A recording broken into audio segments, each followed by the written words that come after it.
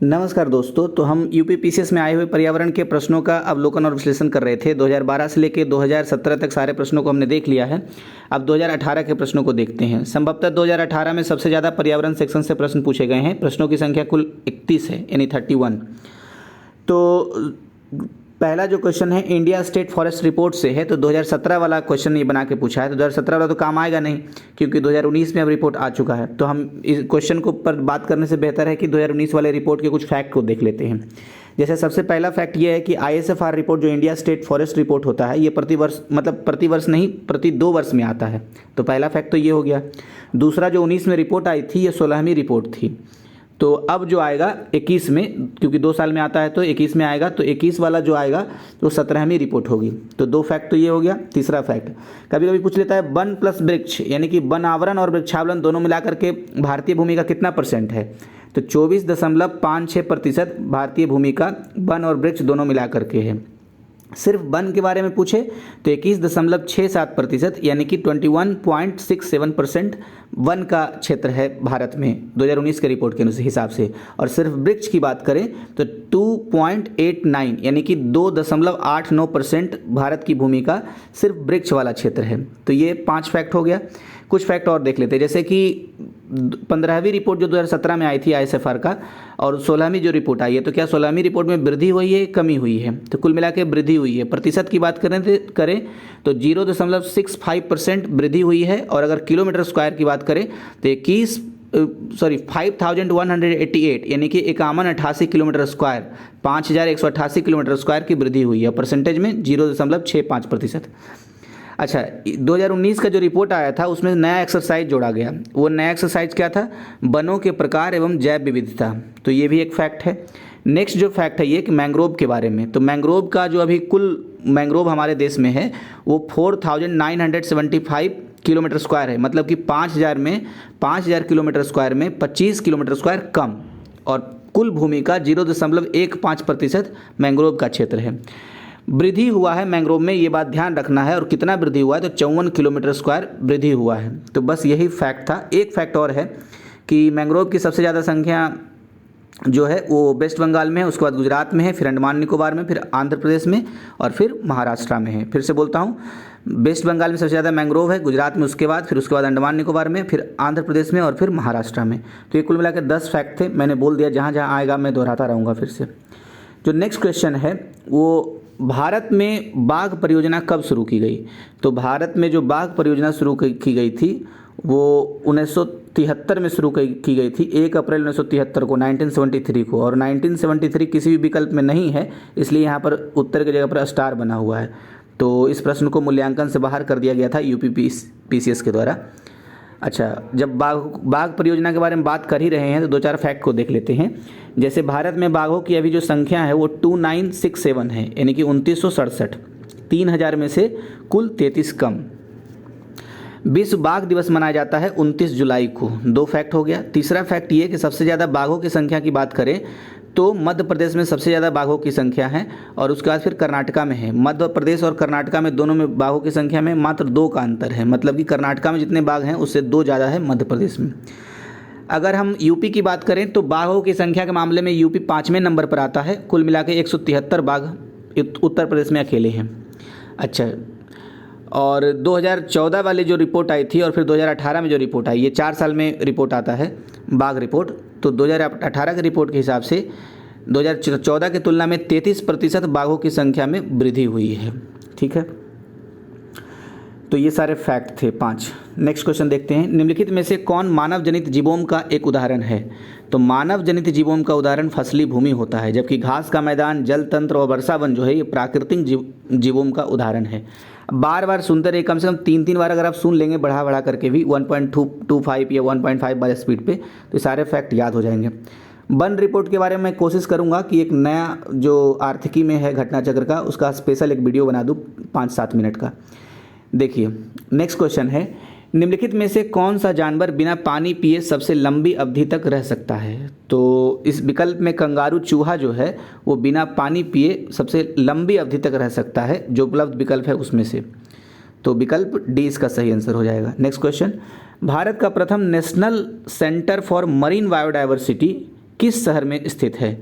तो जामनगर में भारत का पहला यानी कि first national centre for marine biodiversity स्थित है। जामनगर कहाँ है? गुजरात में। नेक्स्ट क्या है? डाचीगम राष्ट्रीय उद्यान निम्नलिखित में से किससे संबंधित है? तो डाचीगम राष्ट्रीय उद्यान जो है ये हंगुल या कश्मीरी स्टैग से संबंधित है, इसलिए विकल्प डी इसका सही आंसर हो जाएगा। और जब हम राष्ट्रीय उद्यान के बारे में बात कर रहे हैं तो कुछ फैक्ट जो बार बार हम डिस्कस कर रहे हैं वो ये कि पहला नेशनल पार्क के बारे में, राष्ट्रीय उद्यान के बारे में पूछे तो जिम कॉर्बेट के बारे में बताना है। आज़ादी से पहले ही 1936 यानी 1936 में जिम कॉर्बेट नेशनल पार्क की स्थापना हो चुकी थी। इसी को कभी कभी हैली नेशनल पार्क भी कहते हैं, तो इसमें कन्फ्यूज नहीं होना है। सबसे बड़ा अगर राष्ट्रीय उद्यान यानी नेशनल पार्क के बारे में पूछे तो नेशनल पार्क को हिंदी में राष्ट्रीय उद्यान कहते हैं। तो अगर सबसे बड़े राष्ट्रीय उद्यान के बारे में पूछे तो हमीस राष्ट्रीय उद्यान जो जम्मू एंड कश्मीर में है 1981 में स्टैब्लिश हुई थी। और सबसे छोटा साउथ बटन आइसलैंड है जो Andaman Nicobar, south button island राष्ट्रीय उद्यान, तो ये अंडमान निकोबार में है। और सबसे ज़्यादा राष्ट्रीय उद्यानों की संख्या कौन से राज्य में है? तो मध्य प्रदेश में। और पंजाब ऐसा राज्य है जहाँ एक भी राष्ट्रीय उद्यान नहीं है।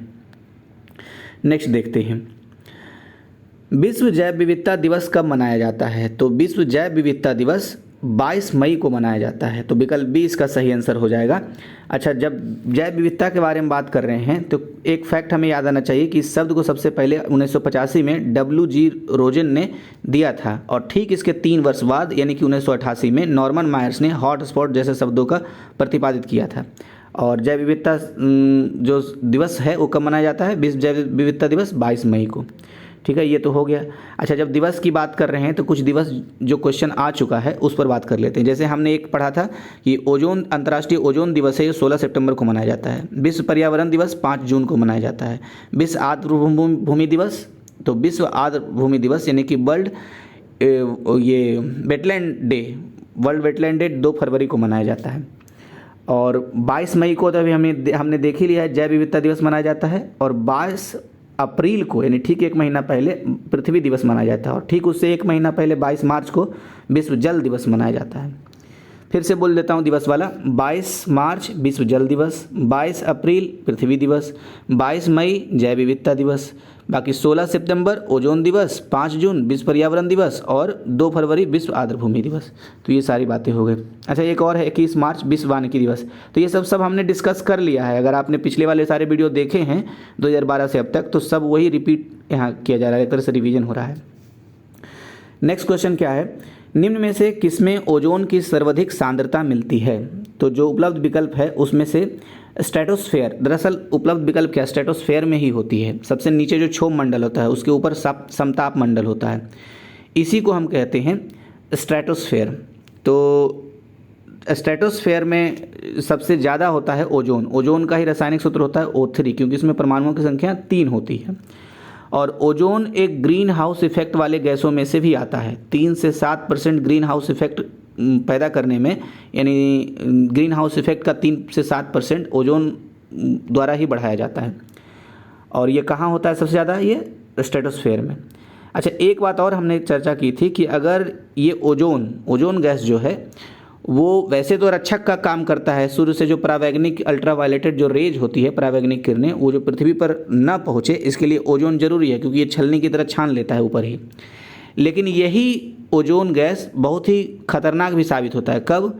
जब ये समताप मंडल को छोड़ करके यानी कि स्ट्रेटोस्फेयर को छोड़ करके ये क्षोभ मंडल यानी कि ट्रोपोस्फेयर में जब आ जाए तो समझ लीजिए ये बहुत ही खतरनाक हो जाता है। अब नेक्स्ट देखते हैं, वैश्विक उष्मन के फलस्वरूप निम्नलिखित में से किसकी बारंबारता और प्रचंडता बढ़ रही है? तो केवल तूफान की, केवल चक्रवात की, केवल बवंडर की? नहीं, उपरोक्त सभी की। तो वैश्विक उष्मन के चलते ही इस सब की बारंबारता बढ़ रही। बारंबारता का मतलब कि बार बार चक्रवात आ रहा है, बार बार तूफान आ रहा है, बार बार बवंडर आ रहा है। अगर अभी भी हमने अगर पिछले 1 महीने के न्यूज़पेपर को देखा होगा अंतर्राष्ट्रीय, तो देख रहे हैं कि विश्व के प्रत्येक क्षेत्रों में न सिर्फ बारिश हो रही बल्कि भारी मात्रा में बारिश हो रही। भारत की भी स्थिति ऐसे ही है। नेक्स्ट देखते हैं, अच्छा ये तो व्याख्या है। नेक्स्ट है, निम्नलिखित में से कौन स्ववासन संरक्षण रणनीति का उदाहरण नहीं है? तो स्ववासन संरक्षण रणनीति का जो उदाहरण नहीं है उसमें वनस्पति बाग है। वनस्पति बाग स्ववासन संरक्षण मतलब कि स्वस्थानीय संरक्षण, इन सिटू कंजर्वेशन जिसको बोलते हैं। तो ये ex situ है वनस्पतिक बाग, इसलिए ये बाह्य स्थानीय संरक्षण की विधि है, इसलिए आंसर बी हो जाएगा इसका, क्योंकि वही पूछ रहा था।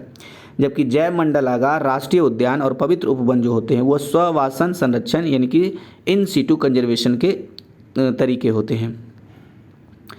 नेक्स्ट क्वेश्चन, मतलब कुल मिला के ये हुआ कि दो तरीके के कंजर्वेशन किए, संरक्षण किए जाते हैं प्राकृतिक आवास में या जीवों के। एक तो होता है इन सीटू, होता है एक्स सीटू। एक्स सीटू को हिंदी में बोलते हैं बाह्यवासन और इन सीटू को हिंदी में बोलते हैं स्ववासन, मतलब कि अंतःस्थानीय कंजर्वेशन, संरक्षण। तो वही बात यहाँ पर था। नेक्स्ट, सूर्य के प्रकाश से परावैंगनिक विकिरण अभिक्रिया निम्न में से क्या पैदा करती है?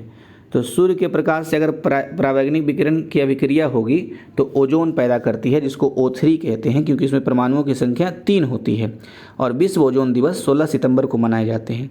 वैसे तो ओजोन जो गैस है वो एक तरीके से जंतुओं के लिए, यानी कि एक तरीके से प्राणी जगत के लिए ये संरक्षण का काम करता है, क्योंकि जब ये स्ट्रेटोस्फेयर में होता है तो ये समताप मंडल में, तो अल्ट्रावायलेट रेज को ऊपर ही छान लेता है और नीचे नहीं पहुंचने देता है।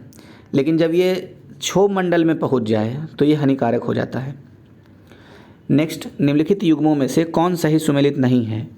तो जो सही है पहले उसे देख लेते हैं। जैसे रेनेटिंग पनीर से संबंधित है, जैव प्रौद्योगिकी प्लाज्मिड से संबंधित है, गोल्डन चावल विटामिन ए से संबंधित है, ओजोन परत ट्रोपोस्फेयर से नहीं या स्ट्रेटोस्फेयर से संबंधित है, क्योंकि ट्रोपोस्फेयर का हिंदी होता है क्षोभ मंडल जो सबसे नीचे होता है, जबकि ओजोन परत जो होता है वो स्ट्रेटोस्फेयर यानी कि समताप मंडल में होता है। तो इसलिए विकल्प डी इसका सही आंसर हो जाएगा। व्याख्या में क्या लिखा हुआ है देख लेते हैं। ओजोन परत मुख्यतः स्ट्रेटोस्फेयर यानी कि समताप मंडल के निचले हिस्से में पृथ्वी से लगभग 10 से 50 किलोमीटर की ऊंचाई पर अवस्थित रहती है। तो वही बात है। नेक्स्ट देखिए, रिपीटेड क्वेश्चन आ गया है। निम्नलिखित युग्मों में से कौन सही सुमेलित नहीं है? तो जो सही है पहले उसे देख लेते हैं। जैसे बांदीपुर राष्ट्रीय उद्यान कहाँ है? कर्नाटक में। मानस वन्य जीव अभयारण्य कहाँ है? असम में। पेरियार वन्य जीव अभयारण्य कहाँ है? केरल में। जबकि सिमलीपाल ये राष्ट्रीय जीव अभयारण्य सिमलीपाल राष्ट्रीय उद्यान मध्य प्रदेश में नहीं है। ये कहाँ है? ये उड़ीसा में है। कौन? सिमलीपाल राष्ट्रीय उद्यान। इसकी स्थापना 1980 में हुई थी और उड़ीसा के मयूरभंज जिले में है, इसलिए विकल्प डी इसका सही आंसर हो गया। अच्छा, जब हम राष्ट्रीय उद्यान के बारे में बात कर रहे हैं तो अभी 4-5 फैक्ट के बारे में हमने बात की, उसमें से मैं एक क्वेश्चन के रूप में पूछता हूँ, आप कमेंट बॉक्स में इसका जवाब दीजिएगा। अगर ये पूछा जाए कि जो सबसे पहला राष्ट्रीय उद्यान था वो कब स्थापित हुआ, आज़ादी से पहले या आज़ादी के बाद, तो आप इसका बताइए आंसर। नेक्स्ट, मीथेन निम्न में से किससे निकलती या उत्सर्जित होती है? तो मीथेन धान के खेतों से भी निकलती है और दीमक के वॉम्बी से भी निकलती है, इसलिए ए और बी दोनों आंसर होगा, इसलिए विकल्प सी को हम चुनेंगे। देखिए इसी तरह से लिखा हुआ यहाँ पे, धान के खेत, कोयले की खदानें, घरेलू पशु वातावरण में मीथेन उत्सर्जन के मानवीय स्रोत हैं। मतलब कि मीथेन उत्सर्जन के भी 2 स्रोत होते हैं, मानवीय स्रोत और प्राकृतिक स्रोत। मानवीय स्रोत की बात करें तो धान के खेत, कोयले की खदानें और घरेलू पशु, ये तीनों जो होते हैं एक तरीके से मीथेन के स्रोत होते हैं, मानवीय स्रोत होते हैं। जबकि आर्द्र भूमि, दीमक, हाइड्रेट्स ये मीथेन उत्सर्जन के प्राकृतिक स्रोत होते हैं। नेक्स्ट, जुलाई 2018 में निम्न में से किसके द्वारा सफ़र यानी कि वायु गुणवत्ता एवं मौसम पूर्वानुमान प्रणाली का उद्घाटन किया गया? तो डॉक्टर हर्षवर्धन ने इसका उद्घाटन किया था। उस समय ये स्वास्थ्य मंत्री थे। वैसे अभी कौन स्वास्थ्य मंत्री हैं भारत के? तो मनसुख मांडविया हैं। नेक्स्ट देखते हैं, वर्तमान में जनसंख्या के सुखों का परित्याग किए बिना भविष्य के लिए ऊर्जा तथा अन्य संसाधनों की बचत निम्न में से कौन सी अवधारणा की परिभाषा है? तो ये संपोषणीय विकास की अवधारणा की परिभाषा है, इसलिए विकल्प सी इसका सही आंसर हो गया। एक बार फिर से देख लेते हैं इसके व्याख्या को, कुछ फैक्ट इसमें है। क्या लिखा हुआ है? संपोषणीय विकास यानी कि सस्टेनेबल डेवलपमेंट की अवधारणा का प्रारंभ वर्ष 1962 में वैज्ञानिक रचेल कार्सन की पुस्तक साइलेंट स्प्रिंग तथा 1968 में जीव विज्ञानी पॉल इरलिच की पुस्तक द पॉपुलेशन बॉम्ब से हुआ है। लेकिन इस शब्द का वास्तविक रूप से विकास वर्ष 1987 में ब्रटलैंड आयोग की रिपोर्ट हमारा साझा भविष्य यानी आवर कॉमन फ्यूचर के साथ हुआ। अब देखिए कुल मिलाकर के बात क्या है? कुल मिलाकर के बात ये है कि हमें याद रखना है कि सस्टेनेबल डेवलपमेंट जो कब से आया है विश्व पटल पर, तो ये आया है ब्रटलैंड आयोग की रिपोर्ट से आया है। कब आया था ब्रटलैंड आयोग की रिपोर्ट? 1987 में। नेक्स्ट देखते हैं, ग्रीन पीस इंटरनेशनल का मुख्यालय स्थित है। तो ग्रीन पीस इंटरनेशनल का मुख्यालय एम्स्टर्डम में स्थित है, तो विकल्प ए इसका सही आंसर है। एम्स्टर्डम दरअसल नीदरलैंड में स्थित है, नीदरलैंड की राजधानी है दरअसल। और यहीं है ग्रीन पीस का मुख्यालय। नेक्स्ट, ये रिपीटेड क्वेश्चन है, निम्नलिखित में से कौन द्वितीय प्रदूषक है? तो स्मॉग जो होता है द्वितीयक प्रदूषक होता है। हमें पता ही है कि प्रदूषक दो तरह के होते हैं सामान्यतः, एक प्राथमिक, ये द्वितीयक। प्राथमिक प्रदूषक उन प्रदूषक को कहते हैं जो अपने ही रूप में रह करके प्रदूषण फैलाते हैं, तो उसे प्राथमिक प्रदूषक कहते हैं। जबकि द्वितीय प्रदूषक वो होता है जो निर्मुक्त हो करके वातावरण में रिएक्शन करता है किसी से, तब जाके वो प्रदूषण का काम करता है, यानी अपने मूल रूप में न रह करके अपने रूप को बदलता है, तब प्रदूषण बनता है। तो द्वितीय प्रदूषक इसमें स्मॉग है। और कार्बन मोनोऑक्साइड, कार्बन डाइऑक्साइड, ये फ्लाई एश, ये अपने ही रूप में रह के प्रदूषण पैदा करते हैं, इसलिए प्राथमिक प्रदूषक के अंतर्गत आएंगे। नेक्स्ट, द्वितीय प्रदूषक का और एक उदाहरण है, जैसे ओजोन भी द्वितीय प्रदूषक होता है, पैन भी द्वितीय प्रदूषक होता है, और स्मॉग तो विकल्प में था ही। नेक्स्ट, निम्नलिखित पारिस्थितिकी तंत्रों में किसमें प्रजातीय विविधता सापेक्षता अधिक होती है? तो जो विकल्प है उसके हिसाब से उष्णकटिबंधीय वर्षा वन में प्रजातीय विविधता सबसे ज़्यादा होता है, और कोरल रीफ में भी होता है। तो दोनों इसका आंसर होंगे बी और सी। तो इसे शायद निकाल दिया होगा, वही मूल्यांकन से बाहर निकाल दिया होगा, यही बात लिखा हुआ है यहाँ पर। अब देखिए नेक्स्ट, निम्न में से कौन सामान्य परिस्थिति में वृक्ष के पत्तों की सरसराहट का डेसिबल स्तर प्रदर्शित करता है? तो पत्तों की सरसराहट का जो डेसिबल स्तर है वो 20 डेसिबल स्तर होता है, तो विकल्प 20 का सही आंसर है। अच्छा, मनुष्य के सामान्य बातचीत का कितना डेसिबल होता है? इसका आंसर आप दीजिएगा कमेंट बॉक्स में। देखिए इसमें दो फैक्ट है, देख लेते हैं व्याख्या में। सामान्य परिस्थिति में वृक्ष के पत्तों की सरसराहट से 20 डेसिबल की ध्वनि उत्पन्न होती है, तो ये तो अभी वाला, ये तो कोई नया फैक्ट नहीं है। नेक्स्ट क्या है, ध्वनि की इकाई डेसिबल है, तो ये दूसरा फैक्ट है लेकिन कोई नया नहीं है। इसे यह नाम अलेक्जेंडर ग्राहम बेल के काम को सराहने की दृष्टि से दिया गया है, तो ध्यान रखना है जो डेसिबल है वो अलेक्जेंडर ग्राहम बेल के काम को सराहने की दृष्टि से ये नाम दिया गया है कि डेसिबल ध्वनि की इकाई होगी। नेक्स्ट, जलवायु परिवर्तन पर संयुक्त राष्ट्र सम्मेलन यानी COP21 आयोजित हुआ था, तो जिस समय ये हुआ था वो तो विकल्प 20 का आंसर होगा, लेकिन अब वो मतलब ही नहीं है हम लोग के लिए। हमारे लिए मतलब ये है कि जो अभी हुआ है COP26 का सम्मेलन, तो ये हुआ है ग्लासगो, यूनाइटेड किंगडम का एक स्थान है ग्लासगो, वहीं हुआ है, तो ग्लासगो शब्द याद रहना चाहिए। अच्छा, जब भी आप एग्जाम देंगे, और कब देख रहे हैं मुझे पता नहीं वीडियो, अगर अभी देख रहे हैं तो अभी तक तो यही है 2021 के हिसाब से कि ग्लासगो में हुआ है COP26 का, लेकिन जब भी आप देखें तो इसको इंटरनेट से अपडेटेड हो जाए। अच्छा, एक एजेंडा 21 बार बार आता है, तो एजेंडा 21 कब इसको एक्सेप्ट किया गया था? तो 1992 में एक्सेप्ट किया गया था, जो ब्राज़ील के रियो डी जेनेरियो में हुआ था, संयुक्त राष्ट्र का प्रथम सम्मेलन हुआ था जलवायु परिवर्तन पर। नेक्स्ट, जलवायु परिवर्तन पर भारत की प्रथम राष्ट्रीय कार्य योजना कब लोकार्पित की गई? तो 2008 में लोकार्पित की गई जलवायु परिवर्तन पर भारत की प्रथम राष्ट्रीय कार्य योजना। नेक्स्ट, ये देखिए रिपीटेड क्वेश्चन ये भी है, सबसे अधिक स्थिर पारिस्थितिकी तंत्र कौन सा है? तो सागरीय, यानी कि महासागर जो होता है सबसे स्थिर पारिस्थितिकी तंत्र होता है। अच्छा, नेक्स्ट क्या है, इंसिनरेटर्स का प्रयोग निम्नलिखित में से किसके लिए किया जाता है? तो कूड़ा कचरा को जलाने के लिए इंसिनरेटर्स का प्रयोग किया जाता है। किसका? इंसिनरेटर्स का। क्यों? कूड़ा कचरा को जलाने के लिए। नेक्स्ट, हरित गृह प्रभाव क्या है? तो वैश्विक ताप में वृद्धि को ही हरित गृह प्रभाव कहते हैं, विकल्प ए इसका सही आंसर हो गया। नेक्स्ट, निम्नलिखित में कौन प्राकृतिक गैस का मुख्य भाग है? तो मीथेन जो होता है वो प्राकृतिक गैस का मुख्य भाग होता है, इसलिए विकल्प डी इसका सही आंसर है। व्याख्या में भी वही लिखा हुआ है, प्राकृतिक गैस एक रंगहीन, गंधहीन, पर्यावरण अनुकूल ऊर्जा स्रोत है। यह कई गैसों का मिश्रण होता है जिसमें मुख्य रूप से मीथेन शामिल होते हैं। नेक्स्ट, पशुओं को दिया जाने वाला कौन सा दर्द निवारक भारत में गिद्धों के लगभग विलुप्त होने के लिए उत्तरदायी है? तो डिक्लोफेनेक जो होता है यही गिद्धों के लगभग विलुप्त होने के लिए उत्तरदायी होता है, विकल्प डी।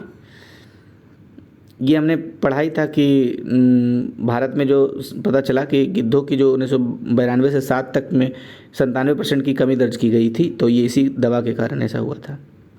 दरअसल ये दर्द निवारक दवा होता है डिक्लोफेनेक, और जो लोग किसान या लोग जो होते हैं जो पशु रखते हैं वो दर्द निवारण के लिए ये पशुओं को देते हैं डिक्लोफेनेक दवा, और वही खा करके अगर वो पशु मर जाए और गिद्ध खाए तो फिर वो मर जाती है। नेक्स्ट, निम्नलिखित देशों में कौन सा 2015 में सर्वाधिक CO2 का उत्सर्जक था? तो चीन सबसे ज़्यादा उत्सर्जक था 2015 में, तो अब ये आउटडेटेड हो चुका है, अब इसको नए से मिलाना होगा।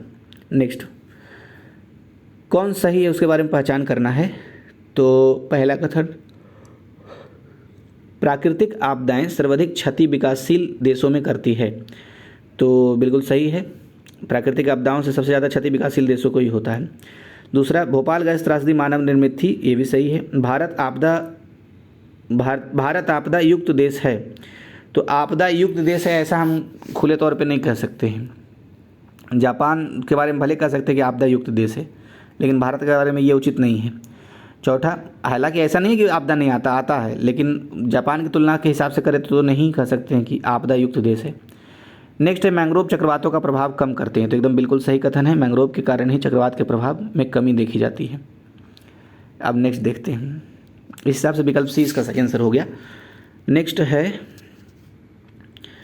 धुआं में आँखों को प्रभावित करने वाला कौन सा शक्तिशाली उत्तेज्य होता है। तो पैरोक्सी एसिटाइल नाइट्रेट, यही धुआं को ये मतलब उत्तेज करता है शक्तिशाली रूप में, और ये द्वितीय प्रदूषक भी होता है, ध्यान रखना है। नेक्स्ट, ये भी रिपीटेड क्वेश्चन है, निम्नलिखित ऊर्जा स्रोतों में से कौन पर्यावरणीय प्रदूषण उत्पन्न नहीं करता है। तो सौर ऊर्जा पर्यावरण प्रदूषण नहीं उत्पन्न करेगा, जबकि कोयला ऊर्जा करेगा, पेट्रोलियम ऊर्जा भी करेगा, नाभ की ऊर्जा भी करेगा। तो बस ये इतना ही क्वेश्चन था। सबसे ज़्यादा क्वेश्चन अभी तक के वर्षों में पूछा गया था ये क्वेश्चन पर्यावरण से, तो पर्यावरण को हल्के में मत लीजिएगा, अच्छे से प्रिपरेशन कर ही लेना है। वीडियो अच्छा लग रहा है, मदद कर रहा है, तो आप ज़रूर लाइक कीजिए। आप डिसलाइक भी कर सकते हैं, सजेशन भी बता सकते हैं कि मुझे और किस टॉपिक पे वीडियो बनाने चाहिए, इस वीडियो में इसी तरह के वीडियो में क्या सुधार करने चाहिए। हमेशा स्वागत करूँगा। Thank you.